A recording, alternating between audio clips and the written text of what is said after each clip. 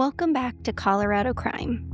I'm Amanda, and as the air turns colder and the nights grow longer, we're kicking off our spooky season series.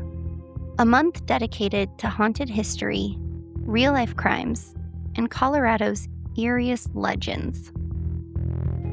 Tonight, we're checking into one of the most famously haunted places in the state, the Stanley Hotel in Estes Park. Known as the inspiration for Stephen King's The Shining, the Stanley has terrified generations of visitors. But behind the ghost tours and flickering lights are real stories.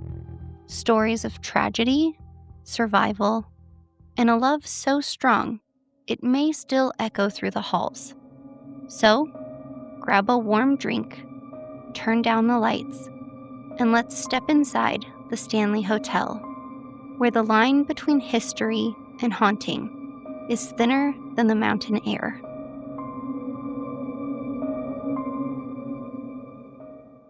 Long before the Stanley Hotel became a symbol of haunted elegance, Estes Valley was home to the Ute and Arapaho tribes, who used the land for hunting and spiritual ceremony. They regarded the surrounding mountains as sacred, a place where the earth and spirit world met. In the late 1800s, settlers began arriving, drawn by the rugged beauty of the Rocky Mountains.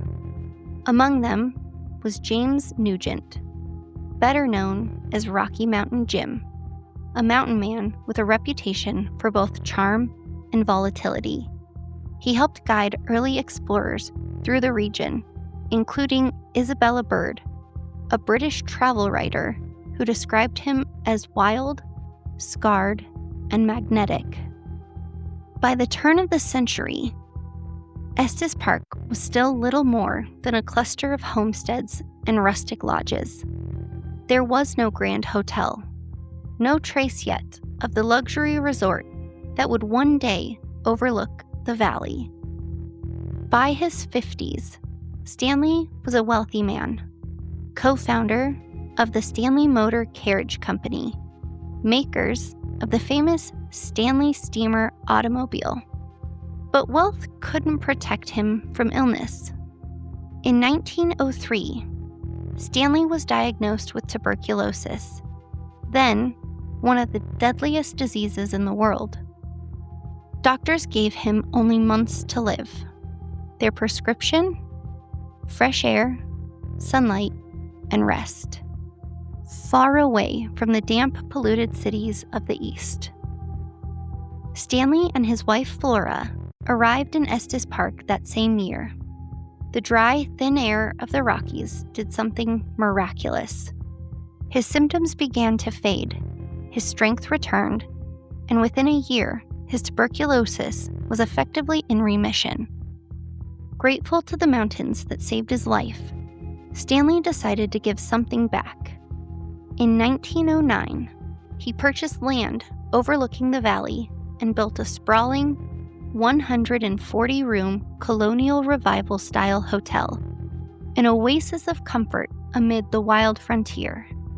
It had electricity, telephones, running water, and automobiles to shuttle guests from town. For the time, it was cutting-edge luxury at 7,500 feet. But with its beauty came an undercurrent of something else. From the moment it opened, guests began to whisper about flickering lights, cold drafts, and voices in empty rooms. It was well known that Flora Stanley loved the hotel as deeply as her husband did.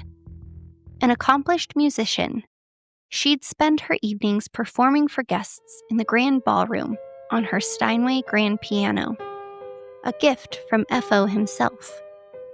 To this day, that very piano remains at the hotel, and late at night, its keys are said to move on their own. Staff have reported hearing faint melodies drifting through the halls when no one is near it. Some believe it's the wind, but others are certain it's Flora Stanley, still playing for her guests. Paranormal investigators have captured recordings of faint piano music, though no one was near the ballroom at the time. One guest, standing outside the room, described hearing, quote, "the most beautiful, haunting waltz," end quote, before realizing the piano lid was closed. Whether you believe in spirits or the power of suggestion, it's hard to deny that the Stanley holds an energy, something imprinted in its walls that time can't erase. But beauty and tragedy often go hand in hand, and the Stanley Hotel is no exception. On June 25th, 1911, a massive explosion shook the building. Due to unreliable electricity, the hotel relied on an auxiliary gas lighting system. A leak filled room 217, unnoticed, until housekeeper Elizabeth Wilson entered to light a lamp. The resulting blast tore through the room and blew out a section of the second floor. Elizabeth was thrown down into the dining room below. She survived, but with severe injuries, broken ankles, and internal trauma. After months of recovery, she returned to her job at the hotel. Her loyalty never wavered, and some say it still hasn't. Guests who stay in room 217 often report lights flickering, belongings neatly folded, and the unmistakable feeling of being tucked into their beds. Elizabeth's spirit, they say, never left. A gentle, caring presence that watches over those who sleep in the very room that nearly claimed her life. When it comes to finding your dream home, you shouldn't have to worry about what secrets are lurking behind every corner. I'm your host, Amanda Russell, but I'm also a licensed real estate broker with Teeter Realty Company. This spooky season, I'm here to help you navigate the twists and turns of the real estate market. No ghosts involved. Visit www.amandarussellrealtor.com to start your journey today. Room 217 was made famous for another reason.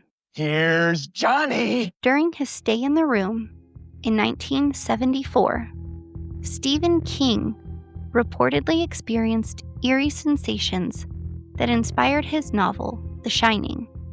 The hotel's grandeur, coupled with its isolation, made it the perfect backdrop for tales that are still whispered today. Then there's the fourth floor, arguably the most haunted part of the hotel. Originally, it was attic space used as storage. Then it was converted to servants' quarters, and later it housed the children of wealthy guests who came to the Rockies for extended summer stays. Today, visitors report hearing children laughing, running down the hallways, or knocking on doors in the middle of the night, even when no families are staying on that floor.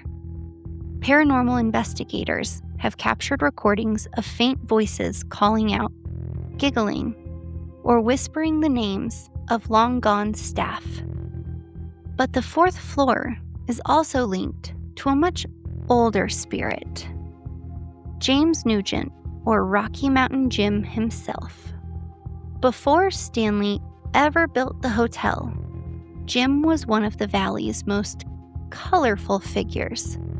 A rugged trapper, guide, and ladies' man with a quick temper and a scar across his face from a grizzly bear attack. Guests, particularly women, have reported feeling touched or brushed by unseen hands, hearing low laughter, or catching the faint scent of pipe smoke. Some claim he flirts from beyond the grave, a restless spirit forever tied to the mountains he once roamed. Between the giggling children and the charm of Rocky Mountain Jim, the fourth floor is said to hum with spiritual energy, playful but unsettling. Over the years, Investigators, guests, and staff have all contributed to the Stanley's reputation as one of the most haunted places in America. Footsteps echo where no one walks. Orbs appear in photographs. The grand staircase, known as the Vortex, is said to be a spiritual gateway where guests often feel dizzy or lightheaded, as if energy swirls around them. Some photos even show two faint figures, a man and a woman, standing together near the railing. Many believe they're FO and Flora Stanley, still overseeing their masterpiece. FO lived a long life, especially for a man once told he had months to live. He passed away in 1940 at the age of 91 in Newton, Massachusetts, but his body was returned to Maine, where he was laid to rest beside his twin brother Francis. Still, many say his spirit lingers in Estes Park, walking the halls at night, checking on the guests, and watching over the hotel that carried his name. After all, this was the place that gave him his life back, and maybe, even in death, he couldn't quite bring himself to leave it. Today, the Stanley Hotel stands as one of Colorado's crown jewels and one of its most haunted landmarks. Between Elizabeth Wilson's near-fatal explosion, Flora's ghostly piano, and Rocky Mountain Gym's mischievous presence, the Stanley's halls are alive with history that refuses to rest. Whether you go for the ghost tours, the mountain views, or just to say you've been where The Shining was born, the Stanley Hotel offers an experience unlike any other, where every flicker of light and creak of the floorboards makes you wonder, who else might be there? Thank you for joining me for this first episode of our spooky season series. If you enjoyed this deep dive into Colorado's haunted past, be sure to follow Colorado Crime so you don't miss next week's story. Until next time, remember, not every haunting is caused by ghosts. Sometimes it's just history refusing to stay quiet.